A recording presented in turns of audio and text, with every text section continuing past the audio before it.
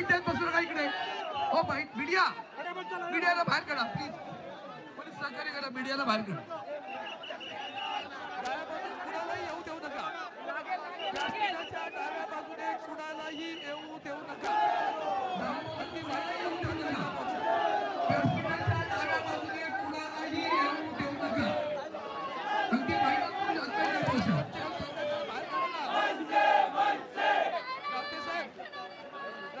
आपल्या मागे महेश हे बाजूला आहे, त्याला बाहेर काढ. हे सगळे हा बघ गळ्यात पट्टा बघ. चला बाहेर व्हा. शिवसेनेच्या स्वयंसेवकांनी पण बाहेर व्हा. चला चला बाहेर.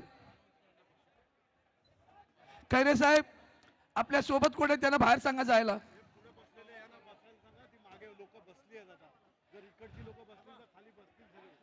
लोक रस्त्यावर बसलेत, आपण उभे राहू नका. समोर बॅरिकेडला उभे असलेल्या माणसांनी खाली बसा. त्या मागच्या लोकांना दिसणार आणि खाली बसून घ्या. आता मागे सरकारने बसून घ्या. सर्व पक्षाचे आमदार खासदारांसाठी समोर व्यासपीठाच्या समोर बसण्याची व्यवस्था करणार आहेत. इथे फक्त सर्व पक्षाचे नेतेच व्यासपीठावर येतील एवढी दखल घ्या.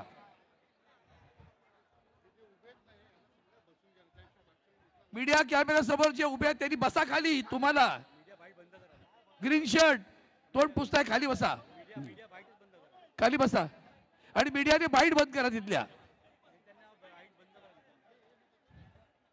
नितीन सरदेसाई बघा जरा. कृपया सर्वांना विनंती आहे, सर्वांनी बसून घ्या तरच मागे दिसणार. तुमचे झेंड्यामुळे मध्ये व्यत्यय येणार आहे. तर कृपया सर्वांनी बसून घ्या. जे पुढे असतील कृपया बॅरिकेडच्या इथले जी मंडळी तुम्ही बसून घ्या ना खाली. मागच्यांना दिसणार नाही. तुम्ही बसून घ्या खाली.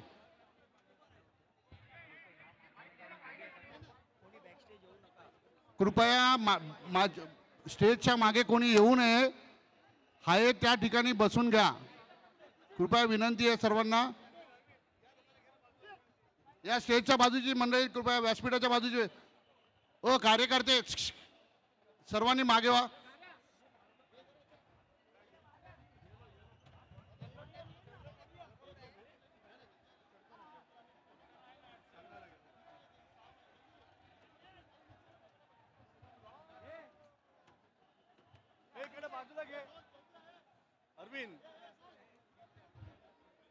कृपया स्टेजच्या बाजूने आत कोणी येऊ नये.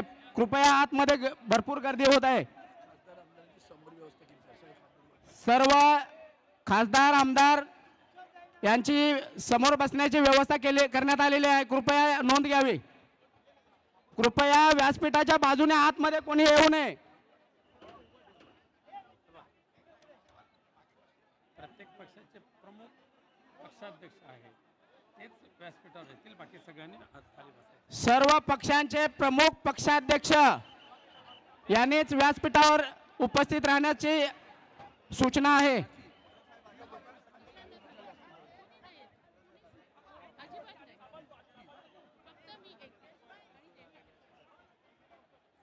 या ठिकाणी प्रमुख नेते उपस्थित होत आहे, आगमन होत आहे. कृपया सर्वांनी शांतता राखा.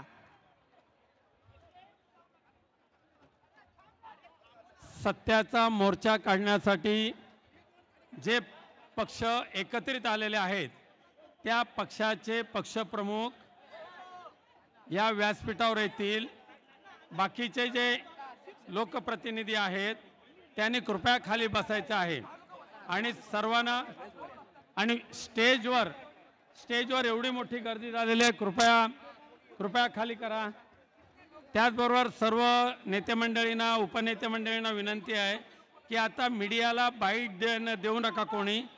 आपले पक्षप्रमुख पक्षनेते हे आलेले आहेत. माननीय उद्धव साहेब आलेत, राजसाहेब आलेत, सुप्रियाताई आलेले आहेत, शरद पवार साहेब काही वेळात येतील, बाकीचे मान्यवर नेते ते सुद्धा ते येतील. सर्वांनी स्टेज जरा खाली करा. सुभाष लांडे आहेत ना भारतीय कम्युनिस्ट पक्षाचे, त्यांनी स्टेजवर यावं. कोण कोण? सुभाष लांडे, भारतीय कम्युनिस्ट पक्षाचे महाराष्ट्र प्रदेशचे सेक्रेटरी सुभाष लांडे यांनी कृपया व्यासपीठावर यायचं आहे. बाकीच्यांनी इतर जे आहेत त्यांनी स्टेज खाली करा. इतर स्टेज खाली करा. सर्वांनी कृपया बसून घ्या. आपण सर्व बसून घेतला तर पाठीमागच्या ना सर्व चित्र समोरचं क्लिअर दिसेल. सर्वांनी बसून घ्यायचं आहे.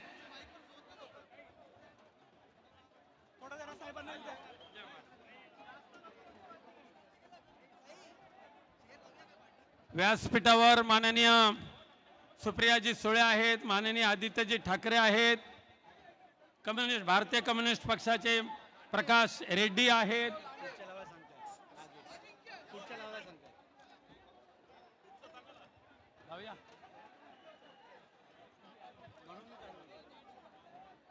स्वयंसेवकांना विनंती आहे की कृपया एक 10 खुर्च्या स्टेजवर आणाव्यात. कृपया 10 खुर्च्या स्टेजवर आणण्याची व्यवस्था करा. कृपया काही सर्वांना विनंती आहे. व्यासपीठाची गर्दी प्लीज कृपया कमी करा. व्यासपीठावर फक्त मुख्य नेतेच बसणार आहेत.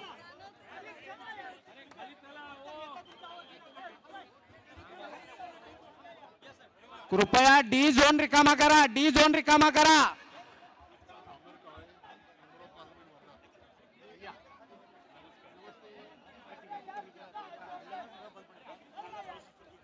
डाव्या बाजूला साऊंड सिस्टमची जी व्यवस्था केलेली आहे तिथली गर्दी कमी करा.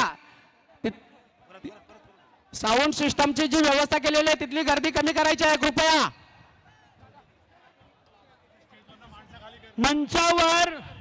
मंचावर सर्व पक्षाचे फक्त प्रमुख नेते सोडून इतरांनी जिल्हाध्यक्ष वगैरे सगळ्यांनी स्टेज रिकामा करा. सगळ्यांना विनंती आहे स्टेज रिकामा करा. कृपया सगळ्या पक्षाच्या सहकाऱ्यांना विनंती आहे. आपण नेते येईपर्यंत अनेकांना भाषणं करायची आहेत, पण ह्या वोट चोरीचा एक उदाहरण म्हणून सुरुवातीला आमदार उत्तम जानकर यांच्या मार्कडवाडीमध्ये वोट चोरी कशी झाली हे बाकीचे नेते स्टेजवर पोहोचेपर्यंत आपण ऐकूया. उत्तम जानकर साहेब, आपण कृपया माईक जवळ यावे. करा सुरू.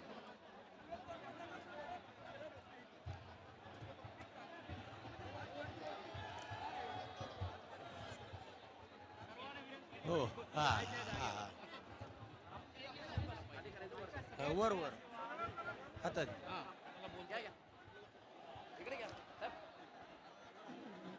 या सत्याच्या मोर्चामध्ये महाराष्ट्राच्या कानाकोपऱ्यातून आलेले सर्वपक्षीय कार्यकर्ते पदाधिकारी सर्वांनी पहिल्यांदा खाली बसून घ्या. महाराष्ट्रामध्ये विधानसभेची निवडणूक झाली आणि विधानसभेच्या निवडणुकीचे निकाल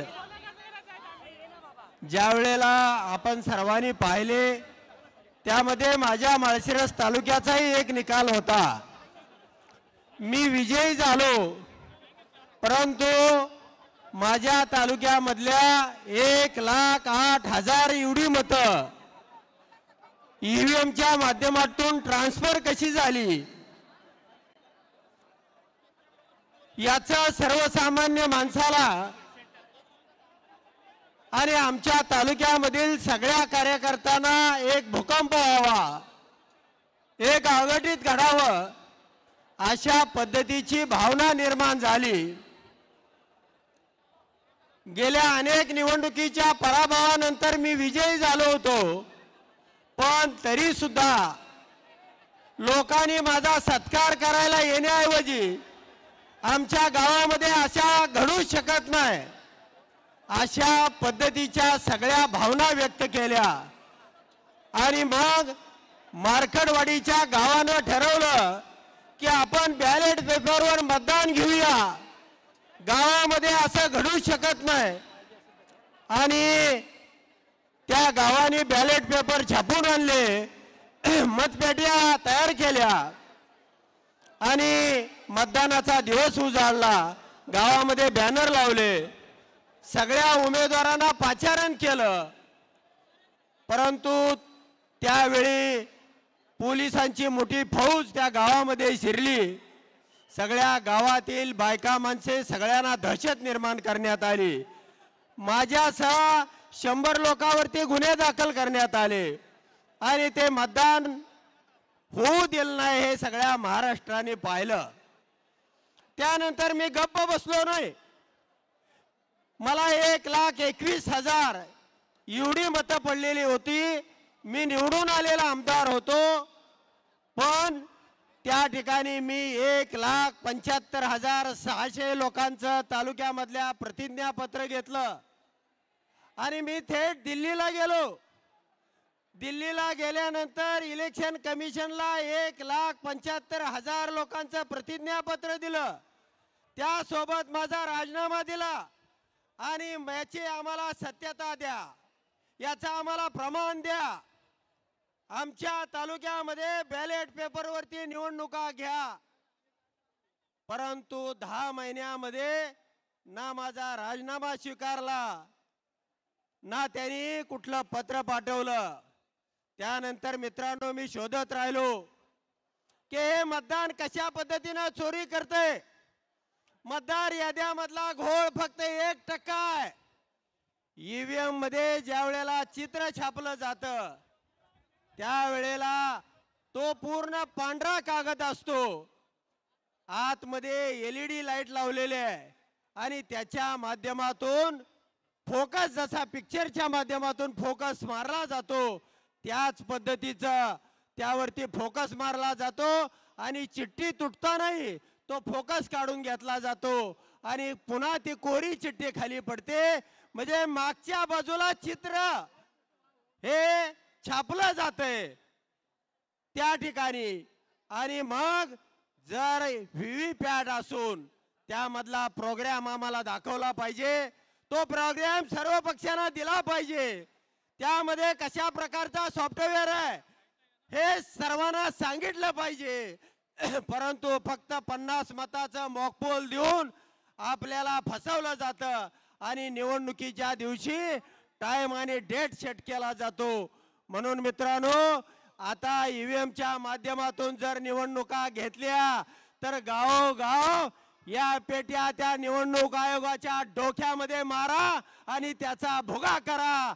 अशा प्रकारचं आवाहन मी या ठिकाणी करतो आणि थांबतो. धन्यवाद. आपला महाविकास आघाडीचा महामोर्चा, या ऐतिहासिक मोर्चाला साक्ष म्हणून उपस्थित असलेला संतप्त बांधवांनो, भगिनींनो, मातांनो, आता सभेला सुरुवात झाली. काही क्षणात माननीय राजसाहेब, माननीय उद्धव साहेब, माननीय शरद पवार साहेब मंचावर येतील. मी आता विनंती करतो की कम्युनिस्ट पक्षाचे माननीय मिलिंद रानडे यांनी या सभेला संबोधित करावं.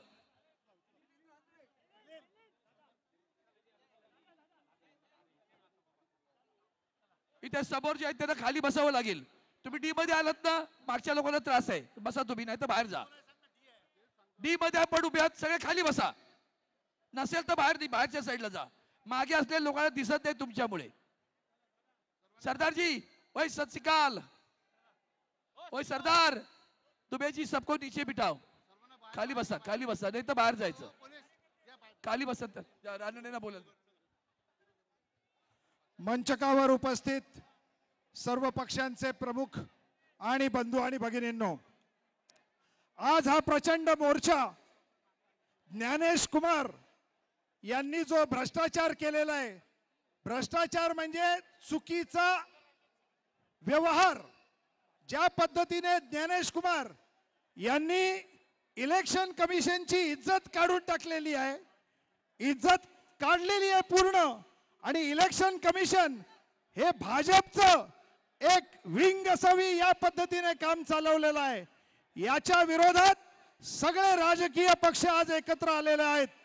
याचं कारण हे सरकार त्यांना वाटेल तशी मनमानी करतंय.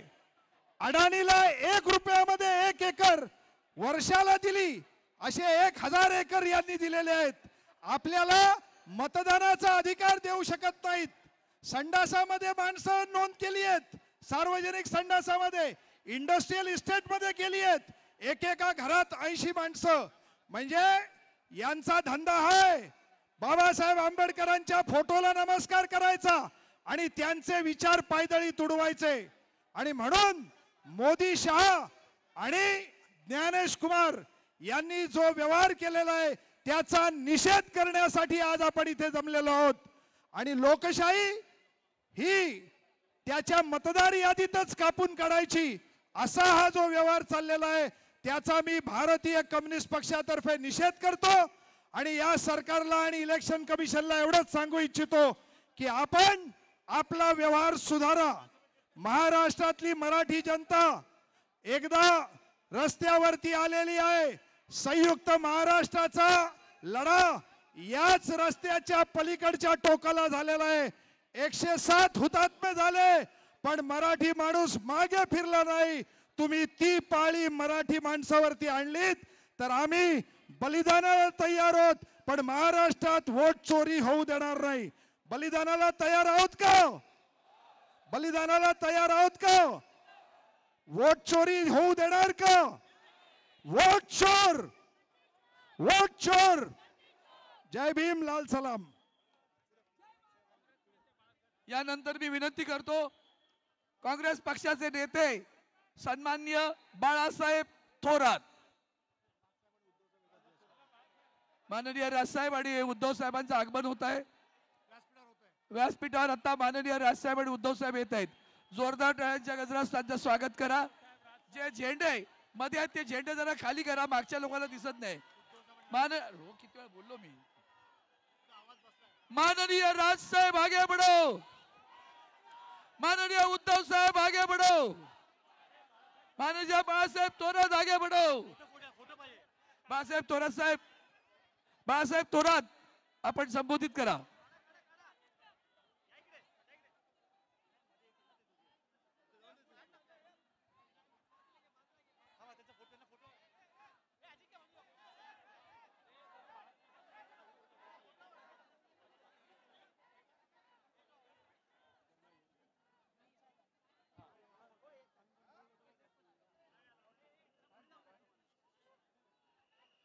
माननीय राजसाहेब, माननीय राजसाहेब ठाकरे आपलं हार्दिक स्वागत. शिवसेनेचे पक्षप्रमुख माननीय उद्धव साहेब ठाकरे यांचंही हार्दिक स्वागत. राजसाहेब आपण मंचावर समोर या. राजसाहेब एकदा हात करा.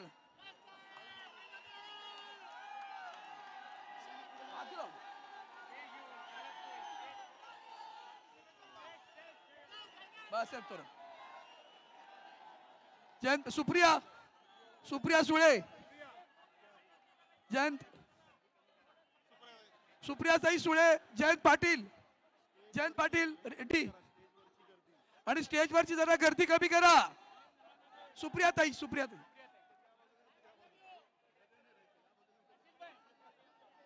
सावकाश सावकाश. तुम्ही नका. एकच एक पक्षाचं एक बस, एक बस. हे रेडी बस झाली.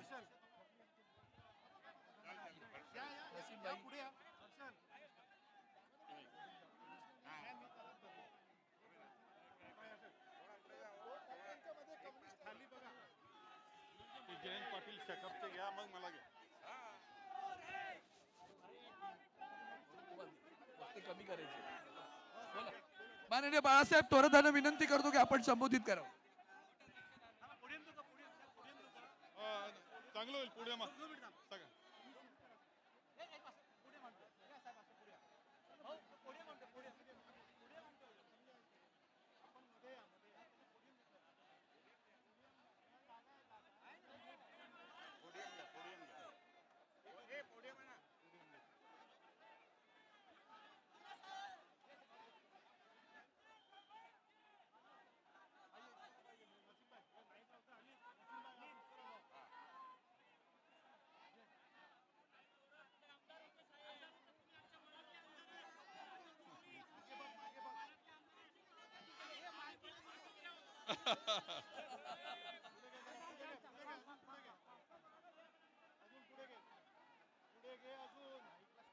एक तर विनंती आहे मधले झेंडे जरा कमी करा, खाली करा.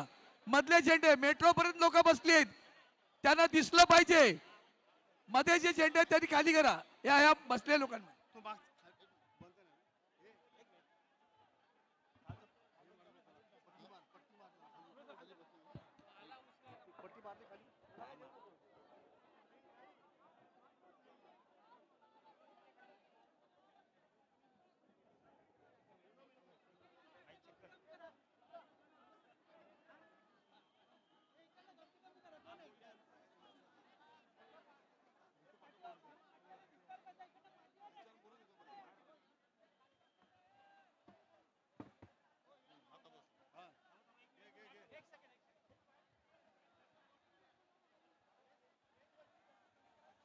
हे बघ हे बघ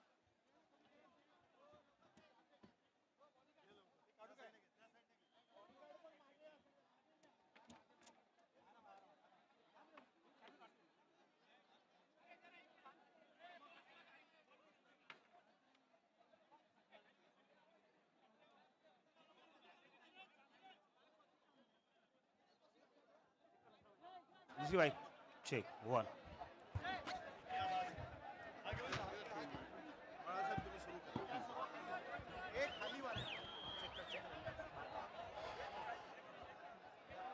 आपल्या देशाची लोकशाही वाचवण्यासाठी, आपल्या देशाची राज्यघटना वाचवण्यासाठी आजचा हा लाखोच्या जनसमुदाय सत्याचा मोर्चा येथे आलेला आहे. यासाठी आपल्यामध्ये उपस्थित असलेले आदरणीय नेते शरदचंद्रजी पवार साहेब, सन्माननीय माजी मुख्यमंत्री उद्धवजी ठाकरे, मनसेचे नेते राजसाहेब ठाकरे,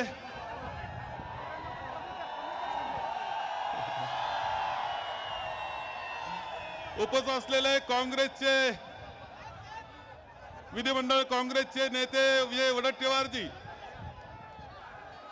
विधान परिषदेचे नेते माननीय बंटी पाटीलजी, नसीम खानजी, भाई जगतापजी आणि मित्र पक्षांचे सर्व नेते मंडळी आणि सर्व उपस्थित बंधू आणि भगिनी, आज हा अभूतपूर्व मोर्चा आहे. अभूतपूर्व मोर्चा आहे. हा केवळ निवडणूक आयोगावर असं समजण्याचं कारण नाही. हा मोर्चा केंद्रीय निवडणूक आयोग, राज्याचा निवडणूक आयोग आणि जे जे त्या निवडणूक आयोगाला चालवणाऱ्या सत्ता आहेत त्यांच्यावर हा मोर्चा आहे. आदरणीय राहुलजी गांधी यांनी दाखवून दिलं की देशाच्या निवडणुका वोट चोरीमधून होत आहेत. केंद्रीय निवडणूक आयोग, खरं म्हणजे राहुलजी गांधी हे देशाचे विरोधी पक्ष नेते आहेत. त्यांनी मुद्दा उपस्थित केल्यानंतर केंद्रीय निवडणूक आयोगानं जे उत्तर दिलं ते थातूर मातूर उत्तर दिलं.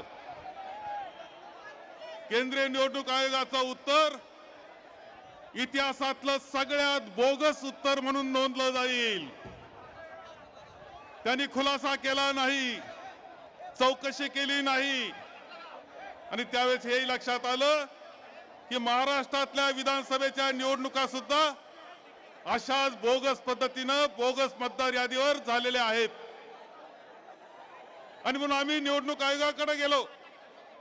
त्यांना म्हटलं की जी मतदार यादी तुम्ही विधानसभेच्या वेळेस वापरली ती आता स्थानिक स्वराज्य संस्थेला तुम्ही वापर करू नका. स्थानिक स्वराज्य संस्थेला या निवडणूक मतदार यादीचा वापर करू नका.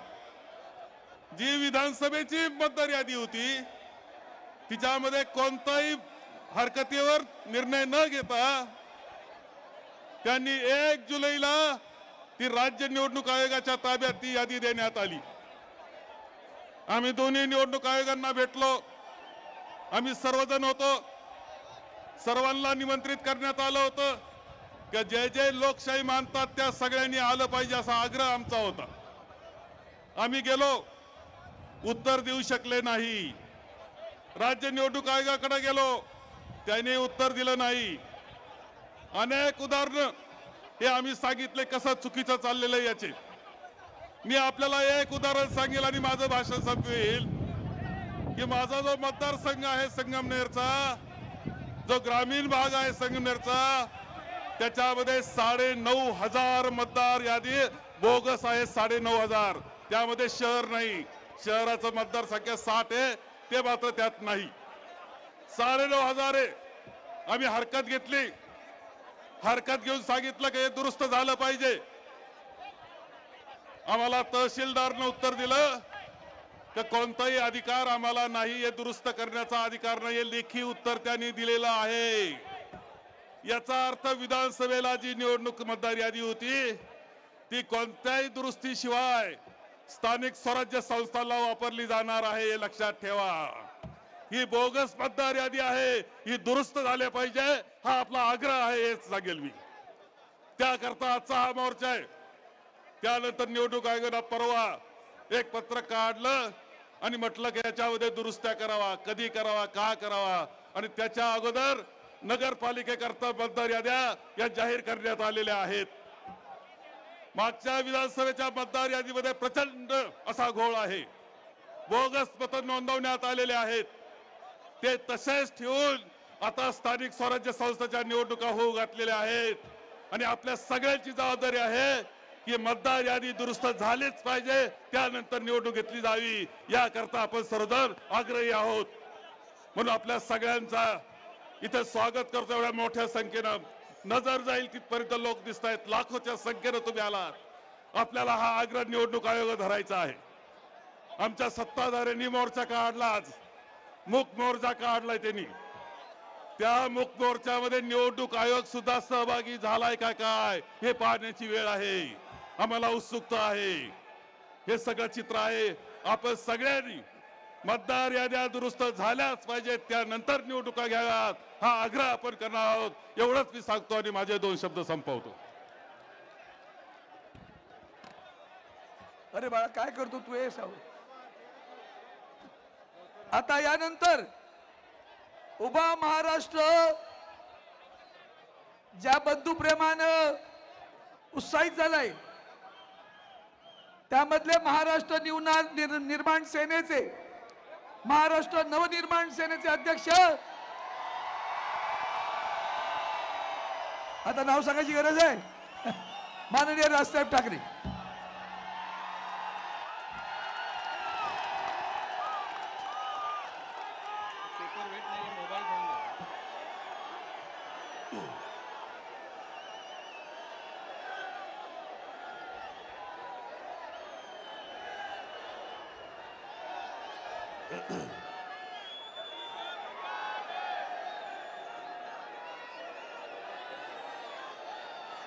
सन्माननीय शरद पवार साहेब, सन्माननीय श्री उद्धव ठाकरे जी,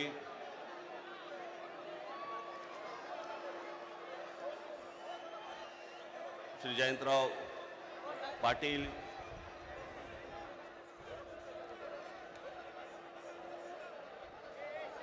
दुसरे पण जयंतराव पाटील, इथे 2 नावाचे दुबार बसलेले आहेत.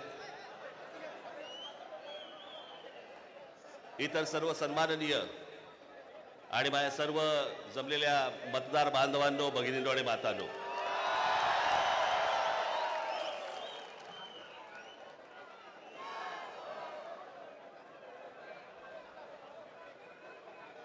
आजचा मोर्चा हा राग दाखवण्याचा, ताकद दाखवण्याचा मोर्चा आहे.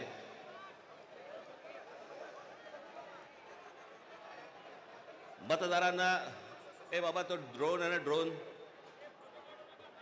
थोडं डोक्यावर आणि माझ्या वारा पडत होता.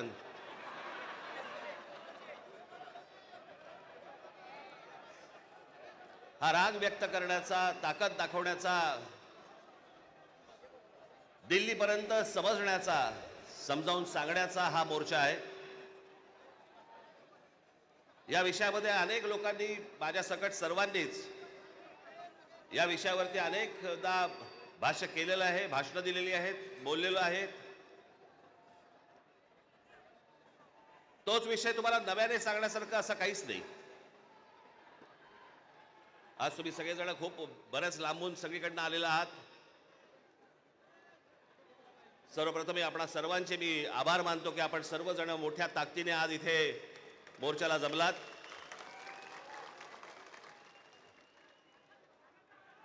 खरं तर छोटे विषय ते काही फार मोठा विषय नाही हा.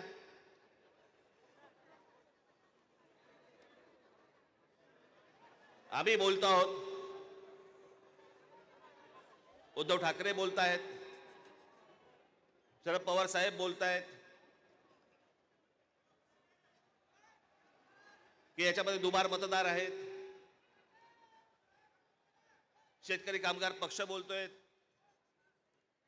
कम्युनिस्ट पार्टीचे लोक बोलतायत, काँग्रेसचे लोक बोलतायत, सगळेच जण बोलतायत. एवढंच नव्हे, भारतीय जनता पक्षाचे पण लोक बोलतायत की दुबार मतदार आहेत. शिंदेचे लोक बोलतायत दुबार मतदार आहेत. अजित पवारांचे लोक म्हणतायत दुबार मतदार आहेत. अरे मग अडवलंय कोणी? मग हा निवडणूक घेण्याची घाई का करतात? साधी गोष्ट आहे, मतदार याद्या साफ करा आणि मतदार याद्या साफ केल्यानंतर त्या पूर्ण पारदर्शक केल्यावरती मग जेव्हा निवडणुका होतील त्याच्यानंतर यश कोणाचं अपयश कोणाचं सगळ्या गोष्टी मान्य. पण सगळं लपून लपून लपून छपून जे चालू आहे ते कशासाठी? पण मी आज 2-3च गोष्टी तुम्हाला आज दाखवण्यासाठी इथे आणलेल्या आहेत.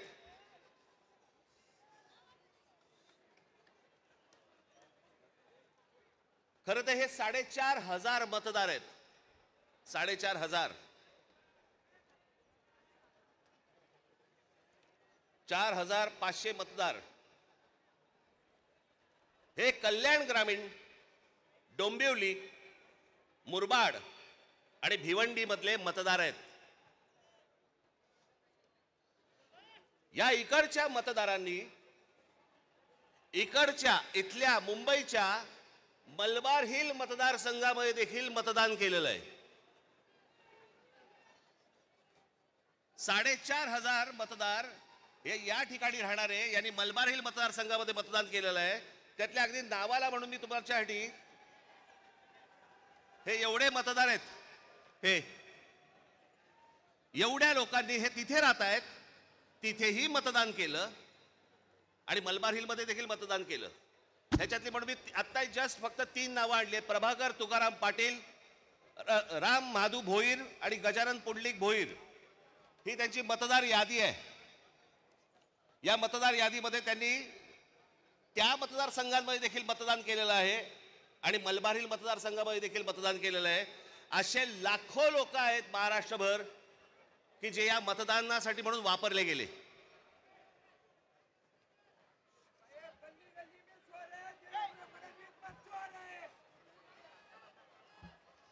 आता मी तुम्हाला अजून एक गोष्ट दाखवणार आहे की लोक म्हणतात की पुरावे कुठे आहेत, पुरावे कुठे आहेत.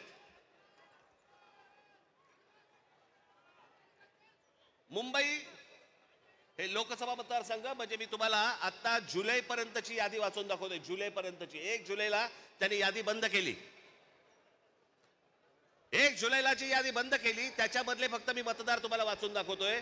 याच्यामध्ये मुंबई नॉर्थ इकडे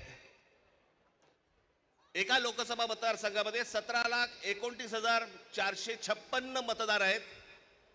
याच्यापैकी 62,370 हे दुबार आहेत. मुंबई नॉर्थ वेस्ट संपूर्ण मतदार 16,74,861 आणि दुबार मतदार 60,231. मुंबई नॉर्थ ईस्ट पूर्ण मतदार आहेत 15,90,710 आणि दुबार मतदार आहेत 92,983. Mumbai north central total vote मतदार आहेत 16,81,048 आणि दुबार मतदार आहेत 63,740. मुंबई साऊथ सेंट्रल संपूर्ण मतदार आहेत 14,37,776 आणि दुबार मतदार आहेत 50,565. मुंबई साऊथ मतदार आहेत, हे आत्ताची यादी सांगतोय तुम्हाला, जुलैपर्यंतची, 1 जुलैपर्यंतची 15,15,15,993 आणि दुबार मतदार आहेत 55,205. नाशिक लोकसभा मतदार आहेत 19,34,349 आणि दुबार मतदार आहेत 99,673. मावळ लोकसभा संपूर्ण मतदार आहे 19,85,172 आणि दुबार मतदार आहेत 1,45,636 एवढे दुबार मतदार आहेत. पुणे लोकसभा 17,12,242 दुबार मतदार आता आहेत तिकडे 1,02,002.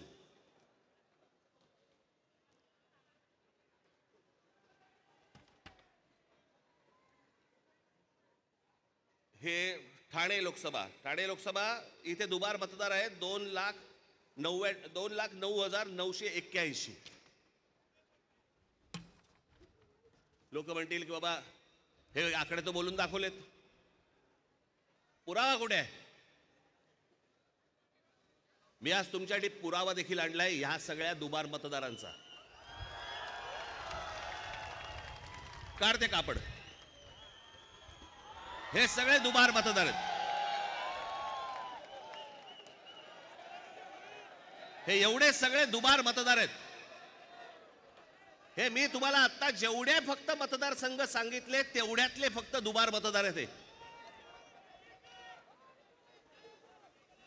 म्हणजे तुम्हाला कल्पना येईल महाराष्ट्रामध्ये काय प्रकारचा गोंधळ येतो. आणि एवढे पुरावे दिल्यानंतर देखील हट्ट सुरू आहे की नाही कोर्टाने सांगितलंय जानेवारीत निवडणुका घ्या. कशा घ्या, का घ्या, कोणाला आहे घाई? 5 वर्ष निवडणुका घेतल्या नाहीयेत, 5 वर्ष. अजून 1 वर्ष गेलं तर काय फरक पडणार आहे? काय फरक पडतो? 5 वर्ष काही फरक नाही पडला, अजून 1 वर्ष गेलं. पण जी माणसं भरली आहेत आतमध्ये त्याचं काय करायचं? मग त्याच्यातल्या त्याच्यात निवडणुका आटपून घ्यायच्या आणि पुन्हा यश पदरी पाडायचं. याला काय निवडणुका म्हणतात? या निवडणुका अशा याच्यात तर लोकशाही तरी टिकेल? एका आमदाराचा भाऊ सांगतो की मी 20,000 मतं बाहेरून आतमध्ये आणली. आमदाराचा म्हणजे ह्याची हिंमत बघा, सत्तेचा माज बघा की एक आमदाराचा भाऊ सांगतो की आमदार असतो पैठणचा, त्यांचा बुमरेचा भाऊ ना, हो पण त्याचा बुमरेचा भाऊ ना, तो मुलगा हल्ली कळतच नाही माहिती. या मतदार याद्या तपासताना ह्याच्यातला कोण त्या दिवशी सांगितलं नाही का मी, मुलीचं वय 114, वडिलांचं वय 43. त्या दिवशी काय मला बोलायचं ते मी बोललो. काहीही चालू आहे. त्या नवी मुंबईचे आयुक्तांच्या बंगल्यावरती मतदार नोंदवले गेलेत. कोणीतरी सुलभ शौचालयामध्ये नोंदवला गेला. कुठेही बसलेला दिसला की काही नोंदवायचा का? ही अत्यंत लाजिरवाणी गोष्ट मला असं वाटतं ही देशभर सुरू आहे, प्रत्येक ठिकाणी सुरू आहे, प्रत्येक मतदारापर्यंत समजलंय. परवा दिवशी तर मी त्या मशीन्स, वोटिंग मशीन बद्दल बोललो, मी त्याचं डेमॉन्स्ट्रेशन दिलं. मी हे गेले 2017 पासून ओरडून सांगतोय की ह्याच्यामध्ये गडबड आहे, ह्याच्यामध्ये गोंधळ आहे. अशा प्रकारच्या साधी गोष्ट आहे. 232 आमदार निवडून आल्यानंतर जर महाराष्ट्रामध्ये मातम असेल, महाराष्ट्रामध्ये जर समजा सन्नाटा असेल, महाराष्ट्रामध्ये काहीच नसेल, सगळे जर मतदार हे गोंधळलेल्या अवस्थेमध्ये असतील आणि सगळ्यांना जर आश्चर्य पडलं असेल, निवडून आलेल्यांना चिमटे काढून बघत होते निवडून आलेले लोक की मी कसा आलो निवडून, पण निवडून आलेल्याची सोय अगोदरच झाली होती, त्याच्यामुळे त्याला माहिती नव्हतं की मी निवडून येणार. हे सगळे कारस्थानं, या सगळ्या गोष्टी, ह्या सगळ्या निवडणूक आयोगाच्या मार्फत सगळ्या सुरू आहेत. कशा निवडणुका लढवायच्या मला जरा सांगा. नाही, जो मतदार उन्हातारामध्ये रांगेमध्ये उभा राहतो त्याच्या मतांचा अपमान नाही का? म्हणजे मतदारांनी मतदान नोंदवायचं, कुठेही करायचं, पण मॅच अगोदरच फिक्स आहे, त्याच्या मताला काय किंमत आहे? आणि म्हणून मला आपल्याला सांगायचं आहे की आता जी काही कायदेशीर कारवाई प्रोसेस जी सुरू आहे, मला असं वाटतं उद्धव ठाकरे आपल्याशी या संदर्भामध्ये बोलतीलच, सांगतीलच आपल्याला, ते सगळ्या गोष्टी सुरू असतील. पण एक गोष्ट आपल्याला सांगतो, जेव्हा कधी निवडणुका होतील, जाता आता फक्त आपल्याला एकच सांगेन, जेव्हा कधी निवडणुका होतील, एक तर पहिल्यांदा तुम्ही घराघरामध्ये जा, सर्वजण याद्यांवरती सगळ्यात जोरात काम करा, चेहरे कळले पाहिजेत, एकेका यादीवरचे सगळ्यांना चेहरे कळले पाहिजेत. ती माणसं तिकडे मतदार नोंदणीची म्हणजे आपलं मतदाराच्या ठिकाणी बसले पाहिजेत. आणि त्यानंतर जर समजा तिकडे हे दुबार तिबार वाले जर आले, तिथेच फोडून काढायचे,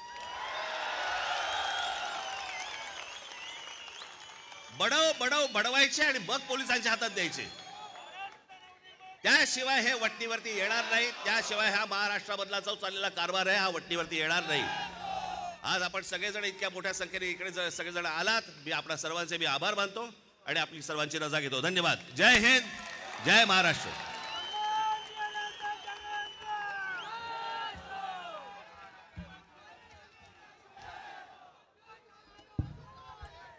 आजच्या सत्याचा मोर्चा, त्या सत्याच्या मोर्चाचा पहिला प्रयोग झाला होता वरळीच्या डोममध्ये, आणि त्या सत्याचा पहिला प्रयोग दोन बंधू एकत्र आले वरळीच्या डोममध्ये, आणि आज पुन्हा माननीय उद्धव साहेब आणि माननीय राजसाहेब एका व्यासपीठावर आहेत. हे महाराष्ट्राला अतिशय आनंद देणारी गोष्ट घडते. आणि म्हणून मी आता विनंती करतो, शिवसेना उद्धव बाळासाहेब ठाकरे पक्षाचे पक्षप्रमुख आदरणीय उद्धवजी ठाकरे साहेब.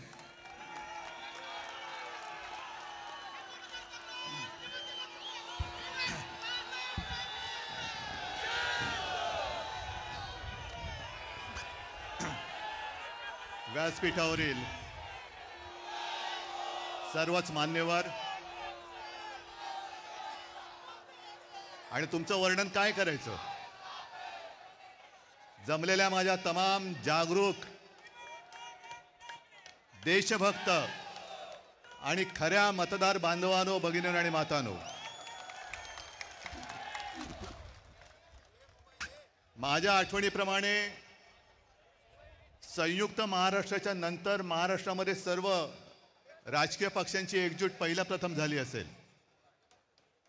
ही विरोधी पक्षांची एकजूट नाही, ही लोकशाहीचं प्रतिनिधित्व आणि लोकशाहीचं नेतृत्व करणाऱ्या सर्व राजकीय पक्षांची एकजूट आहे.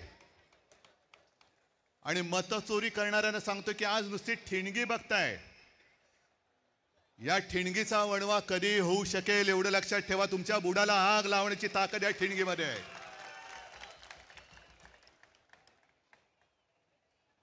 मध्यंतरी एक मी शब्द वापरला, तो गाजला. कोणता शब्द तुम्हाला कळेल? शोलेमध्ये एक डायलॉग आहे, दूर गांव में जब आधी रात बच्चा रोता है तो माँ कहती है सो जा नहीं तो. तसं आज तुम्हाला सांगतोय की आता जागे झाल्यात, जागे राहा, नाहीतर ॲनाकोंडा आ जाएगा. या ॲनाकोंडाला आता आपल्याला कोंडावंच लागेल, कारण नाहीतर हे सुधारणार नाहीत.